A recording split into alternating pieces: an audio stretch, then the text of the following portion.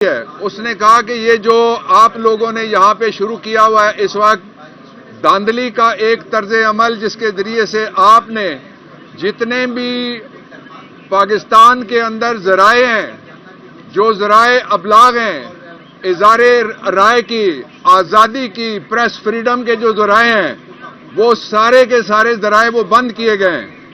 Twitter بند کیا گیا ہے اور اس کا سبب یہ ہے کہ اختلافی آوازیں نہ پہنچیں۔ اسی لیے جسٹس عقیل عباسی جو چیف جسٹس ہیں سندھ ہائی کورٹ کے، کل انہوں نے یہ کہا ہے کہ تھوڑی بہت اگر گیس نکل رہی ہے، سٹیم نکل رہی ہے، تو پریشر کوکر سے سیٹی بج رہی ہے، اس کو مت روکو۔ یعنی پاکستان میں بولنے کی گنجائش بہت کم ہے، اور اگر بولتے رہے آپ تو اس کا نتیجہ یہ ہوگا کہ صرف سرکاری سچ لوگ نہیں سنیں گے۔ اور انہوں نے کہا کہ پریشر کوکر دھماکے سے پھٹے گا، بالکل ٹھیک کہا انہوں نے۔ اس سے اچھے طریقے سے اور پاکستان میں جو بگڑتی ہوئی اور ابتر صورتحال ہے، اس گڑے سلے نظام کے نیچے سے اور اس فرسودہ نظام کے نیچے سے اور اس بےہودہ نظام کے نیچے سے، جس کے ذریعے سے چوری کیا جا رہا ہے پاکستان کے لوگوں کا مینڈیٹ، اور چوری ختم ہونے میں ہی نہیں آ رہی۔ یہاں شہید کا کیس ہے، مثال کے طور پہ میں یہ PS 119 کراچی کا کیس ہے، یہ میں اس کی آپ کو مثال دینا چاہتا ہوں۔ واضح طور کے اوپر لکھا ہوا ہے کہ یہ چوری شدہ الیکشن ہے اور چوری شدہ شہید والا اور باقی سب کا مینڈیٹ ہے، اس لیے کہ کاغذات آج میں نے تقریباً 42-45 منٹ ظہیر عباس کھوکھر اس کے کیس کو میں نے پلیڈ کیا، اور میں نے کہا میں آپ کو فراڈ بتاتا ہوں۔ ایک ایک حلقے میں وہ جو تارڑ صاحب ہیں انہوں نے تڑ کر کے دھاندلی کی ہے، اور جہاں ووٹ میرا 500 ہے، 514 اس میں سے 500 کاٹ دیا گیا اور 14 رہ گیا، اور جو دوسری طرف جس کے ووٹ 14 تھے اس کو 1450 کیا گیا۔ اس طرز کی اور اس لیول کی جو تیمور آ جائیں یہاں آپ جگہ دیں ملک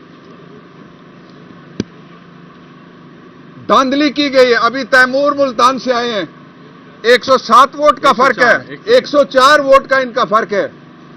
اور الیکشن کمیشن میں جو پچھلی تاریخ تھی میں بھی ان کے ساتھ کھڑا تھا، آج کی تاریخ دی گئی تھی لیکن آج کیس فکس نہیں کیا گیا۔ الیکشن کمیشن کو میں نے آج اندر بھی درخواست کی ہے، باہر یہاں سے بھی درخواست کرتا ہوں کہ پاکستان کے اس نظام کو توڑنے میں سہولت کاری کوئی نہ کرے۔ یہ نظام ہے جس میں لوگوں کی رائے ہوگی، چند لوگوں کی رائے نہیں ہوگی، جس میں ووٹرز کی رائے ہوگی۔ آپ لائے تھے دھاندلی کی، جب آپ نے امریکہ کے سائفر کے بعد آپ نے دھاندلی کر کے اسی شخص کو بٹھایا تھا۔ بٹھاتے ہی آپ نے کہا مبارک کو ڈالر 100 روپے کا ہو گیا، مبارک کو اکانومی بحال ہو گئی۔ بیڑا غرق کر دیا انہوں نے پاکستان کا 22 ماہ میں۔ اور اب PDM 2 سیزن 2 اس کے بہت خطرناک نتائج ہوں گے۔ یہ تیسرا سال ہے جس میں ووٹ دینے والے ہار گئے، ووٹ گننے والے وہ جیت گئے۔ چند لوگ ہیں صرف جو یہ ساری دھاندلی کر رہے ہیں، اور اس کا بڑا سبب نواز شریف کا NRO 2 تھا۔ اور NRO 2 میں لانے کے بعد میں نے یہاں کھڑے ہو کے آپ کے سامنے کہا تھا کہ I don't see Nawaz Sharif as prime minister of the country. کیوں بھاگا ہے وہ؟ اس کے لیے اقتدار خاندان میں رکھنا اصل بات ہے۔ نواز شریف اقتدار میں، اس کے گھر کی ساری خواتین پارلیمنٹ میں، اس کے سسرالی بہن بھائی پارلیمنٹ میں، اس کے بچوں کے سسرالی بہن بھائی گورنمنٹ میں۔ تو یہ کوئی شریفستان تھوڑا ہی بنایا تھا قائد اعظم علیہ رحمت نے، یہ تو پاکستان بنایا تھا، اور انہوں نے کہا تھا یہ ڈیموکریسی ہے، اس کو انہوں نے جمہوریہ کہا تھا۔ لیکن ضیاء الحق کے دور میں جو نرسری بنائی گئی تھی، اس نرسری میں سے زہراب زہریلی جڑی بوٹیاں آج بھی اقتدار کے اندر جڑیں پھیلائے بیٹھی ہیں۔ پاکستان کے لوگوں نے اپنا فیصلہ جاری کر دیا ہے۔ 8 فروری کو جو عوامی ریفرینڈم ہوا ہے، اس ریفرینڈم کے لیے نہ بلہ تھا نہ بلے باز تھا۔ اللہ ہی اللہ تھا اور اللہ کے بندے تھے جنہوں نے اللہ کے حکم کے مطابق زمینی خداؤں کو مسترد کیا سب کو، اور ووٹ کے ذریعے سے وہ تبدیلی لائے ہیں، اور جو بیلٹ کے ذریعے تبدیلی لائی گئی ہے اس کو بلٹ کے ذریعے سے اغوا کاری کی جا رہی ہے۔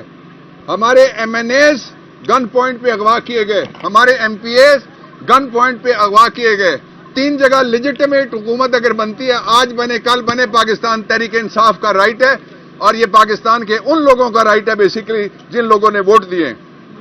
2 ضروری باتیں اور میں کہنا چاہتا ہوں کہ آپ جو مرضی کر لیں، الیکشن 8 فروری والا مانا جائے گا، 9 فروری والا سلیکشن نہیں مانا جائے گا۔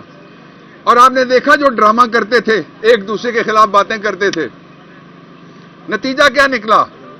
وہ ایک کہتا تھا میں گھسیٹ کے لاہور کی گلیاں رنگین کر دوں گا، کوئٹہ میں گھسیٹوں گا، پشاور میں، کراچی میں، وہ لیٹ ہی گیا ہے۔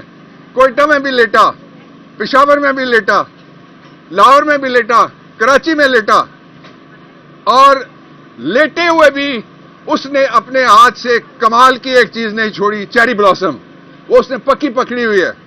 تو یہ جو چیری بلاسم پرائم منسٹر لایا جا رہا ہے، اس کا ساری دنیا نے کہا ہے کہ یہ الیکشن نہیں ہے، یہ سلیکشن ہے، سلیکشن نہیں دھاندلی ہے۔ تحریک انصاف کہتی ہے دھاندلا ہے، پاکستان کے لوگ کہتے ہیں ڈکیتی ہے۔ میں یہ وارننگ دینا چاہتا ہوں ان سارے لوگوں کو جو پاکستان کے لوگوں کے مینڈیٹ کے اوپر ڈاکہ ڈال رہے ہیں کہ تمہارا بھی یوم حساب آئے گا اور تم بھی اسی طرح اکیلے ہو جاؤ گے، ابھی نکلنے والے ہو، تمہارے چند دن رہ گئے جو 5 گورنمنٹس لائی گئی تھی۔ بیسکلی یہ کرائے کی گورنمنٹس تھیں، غیر آئینی گورنمنٹس تھیں۔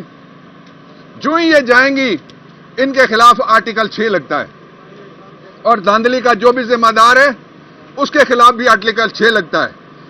اور الیکشن کمیشن پاکستان کا سب سے مہنگا پاکستان کے خزانے کو اور پاکستان کے لوگوں کو پڑ رہا ہے یہ کمیشن۔ اتنے پیسے تو کوئی پاکستان کا دوسرا جو ادارہ ہے جس کا تعلق انصاف کے ساتھ ہے، جس کا تعلق مساوات کے ساتھ ہے، جس کا تعلق الیکٹرل سسٹم کے ساتھ، اتنا مہنگا ادارہ کوئی نہیں ہے۔ لیکن اس دھاندلی کو میں حیران ہوں اس بات پہ، اس کا نوٹس لینے کے لیے اگر کوئی سو موٹو حرکت میں نہیں آ سکتا تو آئین میں سے سو موٹو کا اختیار ختم کر دینا چاہیے، کیونکہ پبلک امپورٹنس کا اس سے بڑا کوشچن کیا اور ہو سکتا ہے کہ یہ 2 وکیل کھڑے ہوئے ہیں جن کا مینڈیٹ چوری ہو گیا۔ تو وہ جو سارے دوست ہمارے نعرہ لگاتے ہیں کالے کوٹ والے، تو کیا وہی کالا کوٹ جو شریفوں نے پہن کے سپریم کورٹ کی بلڈنگ میں وہ گئے تھے جمہوری حکومت کے خلاف، اس کی بات ہو رہی ہے؟ باقی کالا کوٹ کدھر گیا؟ اس کی عزت، اس کی آبرو اور ووٹ کی عزت کدھر گئی؟ نواز شریف، آپ سے جو بدلہ لیا گیا ہے، قوم نے لیا ہے، آپ تو 2 سیٹیں نہیں جیت سکے لاہور میں، اور جو کراچی جن کے حوالے کیا گیا ہے انہوں نے کراچی کو اس حال پہ پہنچایا جس حال پہ کراچی کو ہم نے جب ٹیک اوور کیا ایز الیکٹڈ گورنمنٹ، ہم واپس لے کے آئے، اس کا امن و امان واپس لائے، اس کی روشنیاں واپس لائے، اور آج سٹریٹ کرائم کا راج ہے۔ اس لیے کہ لوگ یہ سمجھتے ہیں کہ غنڈہ گردی کے ذریعے سے اقتدار ملتا ہے، اس کے باوجود ہم آئین کا راستہ اپناتے ہیں، ہم قانون کا اور دستور کا راستہ اپناتے ہیں، ہم کانسٹیٹیوشنل سپریمیسی کا راستہ وہ ہم نے اپنایا ہوا ہے۔ لیکن یہ پاکستان کے لوگوں کی کمزوری نہ سمجھا جائے۔ اگر ان نتائج کو تبدیل نہ کیا گیا اور اگر جینوئن گورنمنٹس نہ بنائیں گی تو گورنمنٹس نہیں چل سکیں گی۔